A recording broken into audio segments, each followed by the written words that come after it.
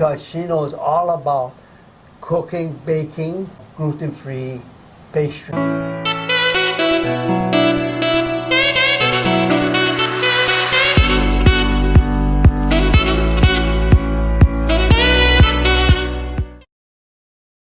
We have here Julie Nobre. Nobre? Yes. Okay. And tell me something about yourself. Thank you, Dr. Char. I am a mother of 4 and became a gluten-free baker kind of by chance. My 8-year-old daughter, we discovered, had celiac disease when she was 4 years old. And due to incessant coughing, eczema outbreaks, just feeling uncomfortable and stomach aches. And we lived in California at the time, and as vegetarians shopped at the health food stores, started noticing all the gluten-free sections popping up, and realized there was an issue there. And once we discovered it was celiac, needed to cut gluten completely out of her diet and our household. And then we relocated to Hawaii, and we're finding very few options here. So I began baking at home and for our family, and started at the farmers markets. And in the selection of the gluten-free ingredients, decided to also choose the finest quality ingredients I can, meaning everything as organic as possible, non-GMO, local, really believing in putting the best into our bodies. And in our baking, that's what I'm always trying to do, is find the finest quality ingredients we can and put that into our products. Okay, that's good. But you know, everybody asking why organic or why traditional, bakery, the ingredients. Because when we go out, my wife is a label reader, and she looks at it and says, oh yeah, non-gluten, but they got white flour, they got sugar, they got fat, trans fat and all. Right. And she said, we're not going to eat that. But he says non-gluten. Tell me, what's the difference between organic versus traditional bakery? I think there's a lot of wonderful traditional bakeries on the island, but again, that's where I'm trying to be different, and an alternative healthy baking operation is going for the finest. So unrefined sugars, no high fructose corn syrup, using local, like honey from the Big Island, and local eggs, and organic. Organic versus the traditional or non-organic is basically a difference of, using chemicals or no chemicals, using vegetables and things that are not being sprayed. And again, unrefined sugars, things that are in its rawest and purest form, are what's healthiest for our bodies. The INA's providing for us, and we want to take care of it and give it back, bring it back. And in choosing only the best local ingredients and organic ingredients, I think that's what's kindest to our bodies. The thing is, right now, we're not only talking about non-gluten. We're talking about nuts, seeds, herbs. Right. We're talking about vegetables, non-meat, maybe. You can vegetarian, non-meat. Some people like meat. Right. Yeah, so you put meat, but the meat doesn't have to be really the sulfide meat kind of treated meat, So you're very careful about that. So we want to know what kind of ingredients you use. Let's take, for instance, we're going to show some slides about the different ingredients, the type of flour. You're talking about no artificial ingredients. And you support your farmers. That's what you keep telling us. Support your farmers. And we'll take away the cakes. Let's show some pictures of the cakes. See, this happy So like on birthday this cake, those are organic, edible, locally grown flowers grown by Mono Microfarm in Pupukea. I don't use any artificial colors, so like the brown and the frosting is done with organic cacao powder. And everything just, always organic local eggs. I use like organic brown rice flour, which is a whole grain, non-GMO flour, organic coconut flour, tapioca flour, just blends of what I can find that is the best. Also using guar gum as a binding agent in gluten-free products versus xanthan gum. Xanthan gum is corn-based, and corn is typically GMO. So using the guar gum is from a legume, and it's a lot healthier, I believe. Yeah, and he's going to show another picture of the different kids. See, now, that's my 80th birthday. You see how we cut the cake up in small pieces? Because we had 33 people, and we said, we went early in the morning, all the way from Aiea to Kahuku to pick up the cake, and you made it special for us. Yes. And so we wanted to show someone different types of flavors in a cake with natural. And they're not used to do it because they buy it from different bakeries, and they have all the fillers and all that in there. So we wanted to show that we didn't have to cut the cake and use the whole cake because that half of the cake it was good enough for 33 people. Amazing. That's so awesome. we kept the other half for ours. So we're going to show another cake. Okay, tell me about this. This is cheesecake, and so the strawberries and blueberries are organic. The whipped cream in the middle is made out of organic heavy cream, using also honey from the Big Island. And then the cheesecake crust did a blend of a lot of different ingredients, but like organic butter and the organic brown rice flour.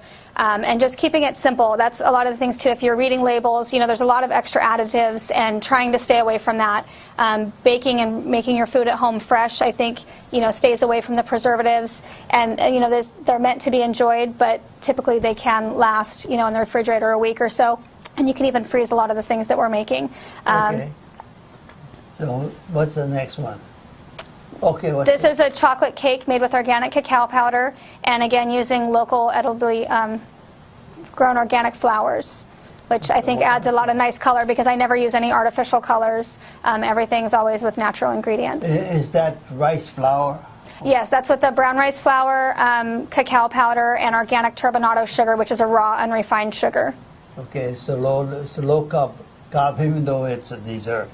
It's sort of low carb. I don't know if it's low carb. It's definitely gluten-free and organic. I think any baked good is carbs. Anything with rice is usually carbs. So I don't know the percentages there, but I'm trying to do like the healthiest options possible.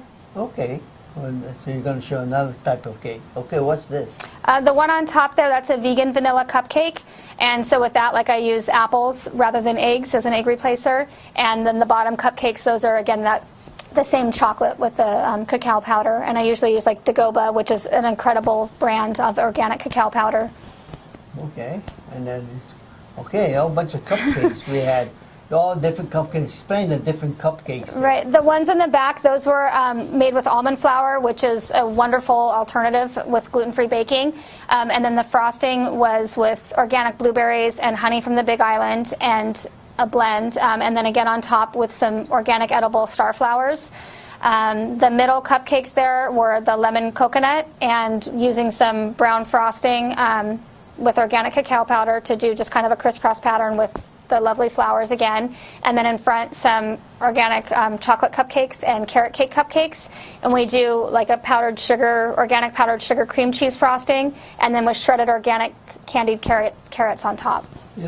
I'll tell you something about the cupcakes because we had that. That's from our party. People ate different ones, and they like the blueberry ones. Oh yeah, that's one of my favorites too. And they tried it with the frosting because guys say, "Oh, it's fattening." I said, "No, it's organic." And they said, "Okay, we're going to try it without the frosting and with the frosting." And they like the frosting, so they kept it. But they tried both ways. That's good. So let's see. Do we have any other things we're going to show? Okay, here. What's that? Those are some vegan vanilla cupcakes that I did for a wedding. So again, with the sugars, everything's unrefined and organic and raw. The flowers are edible star flowers grown organically in Pupukea. And I think they're just a beautiful addition to any celebration, using locally grown edible organic flowers versus using artificial colors. A lot of great bakers and bakeries use the artificial colors, and they are gorgeous, but it's something that I would prefer not to consume or put into my children's bodies or any guests that we have. Using natural flowers is a gorgeous way to go, and everything's natural. There's no artificial, and it's healthy because it came from the ground. Well, you're saying that you're one of the few bakeries that have all organic products, because a lot of them, they say they have organic products and maybe one part of it might be organic. When you look at the rest, they say, wait a minute, this is not organic. But people think it's organic and they say non-gluten. Right. So you got to read the labels, and you got to understand. If you don't understand what the ingredients are, pick up your iPhone and go ahead and look it up right there. You can look it up and say, oh, do I want to eat that? Now, I know it's being very specific because people just love to go and buy desserts and everything. But sometimes you look at a lot of people who are buying it, at the counter. Are they overweight? Yeah. Obese? Yeah, unfortunately. And they have kind of, diabetes and they're buying that. With this, you get less chance of, agitating the problem that you may have. Right. So that's why you want to look at organic. Yeah. Because in the long run, after 65, the statistics say that you start breaking down with immune cells start declining and all and it's when you start getting a lot of the diseases like shingles. 1 out of 7 Americans get shingles after 65, or flu, viruses. And it can be a lot more Yeah, serious. so why not be healthy? Okay, so we're going to show you some more things right now, okay? I agree. And on the organic, I just wanted to say, too, at the bakeries, and reading your labels is incredibly important, and knowing when someone's claiming something's organic that, is it one ingredient or is it the majority? I think, attention needs to be given, and knowing when you're eating something that someone else has produced for you, if someone's taking the time and the care to find as many organic ingredients as possible, that is more of an organic product than something that has 1 or 2 things. And similarly with gluten-free, it is very tricky as a consumer to go out to eat and get gluten-free, and there's a lot of places now, saying that they're doing gluten-free, but safety is a real issue for anyone with celiac or anyone who has a severe allergies. And if they're doing gluten-free and non-gluten-free in the same kitchen, that's something people should really be aware of, because there's cross-contamination that takes place. If you're making, regular cupcakes and then you're making gluten-free cupcakes and the flour's poofing up and around, it's no longer really a safe product for someone who has celiac disease or a gluten issue. And then knowing, again, the ingredients is incredibly important, because there are certain things that you may think are gluten-free, and if you research into them, you find that they're really not. Whether it be, by the way something's fermented, or if it's manufactured in the same facility, like oats is a perfect example, that oats cannot be considered gluten-free unless they're gluten-free certified rolled oats. And so while a lot of establishments, I think, are trying to provide something and be helpful to the public and say, hey, we have gluten-free now, if they're not super aware and taking the time to research, then it's not as safe as it could be considered. I went to the gastrointestinal specialist, because I never had a colonoscopy. So at my age, my wife said, you better get one just to check up. I have nothing wrong with me, but I'm going to check it anyhow. It's just a prevention. But he told me that in celiac, you don't have to get non-gluten. You can also get it with other ingredients, celiac disease.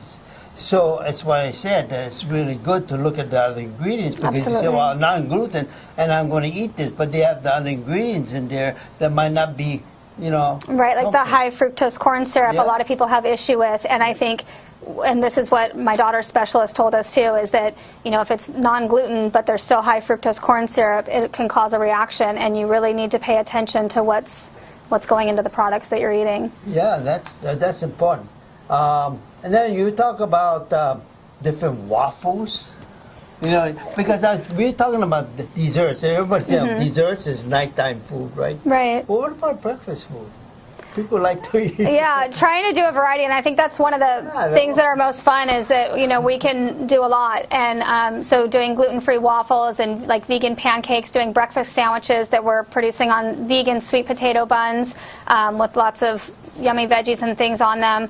Currently trying to work on bagels, because that's something I miss. But yeah, there's all kinds of options, and I think that's, baking can be really fun, and getting in the kitchen and baking with your family can be a really great time, and just experimenting and finding out, like, hey, we miss eating this, let's make that again, and make it different and better, and using, organic berries and organic honey, local honey, and trying to take something that's been done for years and that we enjoyed as children, that maybe used to be healthy, but now with all the pesticides used and the chemicals used, is an apple really an apple anymore?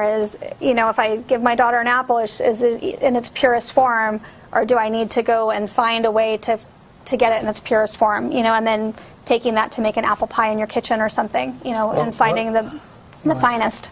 Yeah, well, one of the things I noticed that, because I visit a lot of places, I used to own a restaurant before, so I understand how clean the kitchen got to be. Mm-hmm. And if you see some of the finer restaurants, I always go to the bathroom first and see if it's clean. Right. Okay? And if it's not clean, I worry about that food. Then the kitchen, of course, they're not going to show you the kitchen. But the kitchen could be upside down and things all over the place. And, you know, and I'll look at the, you know, the show, the chef, Gordon Ramsay, you know, and he has everything like organized. I like organized. And so when I went to your kitchen, it was organized. Thank you. Everything in its proper place. And, you know, I look around for, you know, dust and dirt on the corners, you know, like that. Because it goes to show you how clean the person is. Because if you're clean, you can get the product out. You don't have to worry about some contamination. Because Hawaii got a lot of bugs and everything. Yeah. You know? So, yeah. You know, so you brought some products over. And we like to talk about, you know, that you got something like a, what is this show? This is a pecan pie. So this is made with, I don't know if this is a pecan pie, and so the crust is made with organic brown rice flour. Sorry. And then it also has organic butter, tapioca flour, and gorgum. So a pretty simple crust. And then for the filling, I use honey from the Big Island, as well as organic butter, local organic eggs, organic brown sugar. So and organic maple syrup. So trying to get everything as pure and wonderful as possible, and this has been one of our most popular desserts, is the pecan pie. And the thing is, right now, is we always look at the crust. Yeah. Because that's where we're talking about the carbs and everything, right? Yeah. So what's so different about your crust versus, say, the traditional crust? I think the main difference is the ingredient selection. That's what is setting us apart, or what I'm hoping to have set us apart, is the belief and the integrity of choosing the finest ingredients.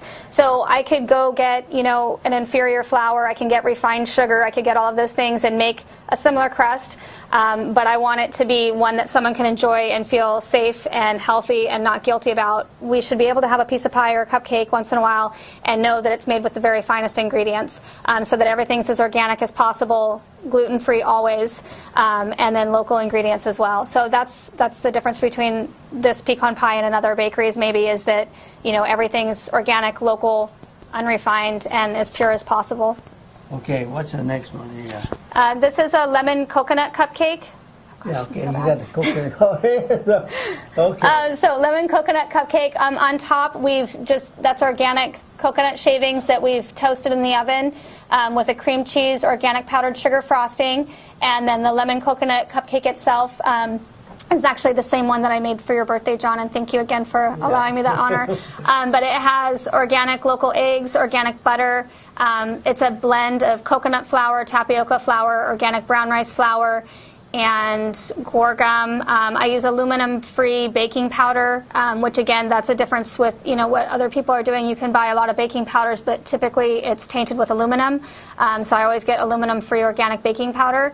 And what else? Lemon juice, organic coconut oil is used in this, and just trying to make it as wonderful as I can. One thing about it, because we didn't show the picture, but we are supposed to have a picture on this, but you showed me cutting the cake, and everybody, I could hear him talking. Oh, the cake's going to be dry and heavy, So I had to use two hands to cut the cake. And that was a double layer. I didn't, my wife knew more about that double layer cake. And then when we cut the cake and they ate it, they told me, I had a different opinion of the cake. It had a lemon twang to it, and they loved it. They talk about the cake. Nice. Of all the things we had that night, the cake was outstanding. That's awesome. And it sure was heavy, because with a lot of ingredients packed in there, wasn't fluffed up with, Right, and the coconut flour is really dense, and I think that adds to the heaviness of this particular cake. Yeah, so I always go to a Messiah organic store in the bakery, and I say, okay, we're going to have this cake or this cupcake. But the thing is, it's bland. Yeah. It doesn't have any taste to it. It's just bland. Right. And I said, I'm enjoying this because there's no flavor. But this had a specific flavor, and you could tell me what it was. Yeah, and this actually I use doTERRA oils. I use the lemon oil in this, and then also organic coconut extract. So that's primarily where the flavor comes from, and then again using the coconut oil and lemon juice. Okay. So yeah, but I'm really happy people were happy with that one. This is a carrot cake cupcake made with organic carrots, again organic brown rice flour, guar gum, baking soda, aluminum-free, baking powder, organic eggs. This I use olive oil in because it turns out better. And I have a lot of customers who have a coconut allergy, so sometimes I stay away from the coconut oil, even though I find it quite nice to bake with. And then organic Ceylon cinnamon, which is organic, obviously, but also the Ceylon cinnamon is more of a gourmet cinnamon, and so I love to use that in this. And then this has organic carrot candied shavings on top. So you said support your local farmers. Yes. Right, so it's fresh carrots and not from, say, the mainland. When they bring it in, they're probably several weeks old. Yeah. Okay. And what's the next? This is a chocolate cupcake, which we've talked about a little bit before, with organic cacao powder, local eggs, organic brown rice flour, and then like the frosting, love to make that warm. It's kind of more of a ganache and put that over the top. And then these two here are both vegan. So the one on the right, this is a vegan blueberry muffin. And so rather than using eggs as a substitute, I use organic apples, organic dates, and tahini butter, and then also organic hemp milk, which is organic and non-GMO, and hemp is really high on like omega-3s and other great things. And then the other is an organic vegan cranberry orange muffin, again using the doTERRA orange oil in this, and the dates, the apples, organic hemp milk. It's a little bit similar, but doing some muffins for vegan customers in the morning for breakfast as well. Well, one of the things that we're careful because I guess we're getting old and we have a budget like most people have when they get old and retire. So he said, I don't want to eat something just because I want to get full. I eat because my body said that's enough. Right. So they get the other half of it. Where can you freeze it? Yeah, I prefer to do everything fresh baked, but I definitely like our basic bread or any of our muffins. I've frozen and thawed them, and I think they still taste excellent. Have had a lot of other people do that and say like, oh, I was too full, like you said, so I couldn't eat it, so I froze it, or I put it in the refrigerator and saved it for a few days, and it's still wonderful. Obviously, always warming a muffin makes it extra yummy because it tastes like it just came out of the oven. But I don't think they suffer greatly from freezing, as long as you wrap them in things well. So you have other healthy treats. Yes. Yeah. We can show some of the pictures on the healthy treats on there, and then you can comment. Okay. Oh, this was a birthday cake for a little girl. This is an organic carrot cake. So everything on top is organic edible flowers, and then with like a buttercream frosting, using non-GMO vegan butters replacers rather than like regular butter. Okay, and then that's the pecan pie. So just in various sizes. You showed that one. Yeah, a little slice here I showed. Okay, and then we have one more. This is a vegan vanilla birthday cake. So this cake is made with organic apples as an egg replacer, and then simple ingredients. Again, I try to keep the number of my ingredients as low as necessary. You don't need to add a bunch of extra additives. So organic brown rice flour, tapioca flour, organic alcohol-free vanilla extract, which I'm starting to source vanilla beans locally and making my own vanilla extract that I can ensure is gluten-free. Organic edible violas on top, which I think are gorgeous.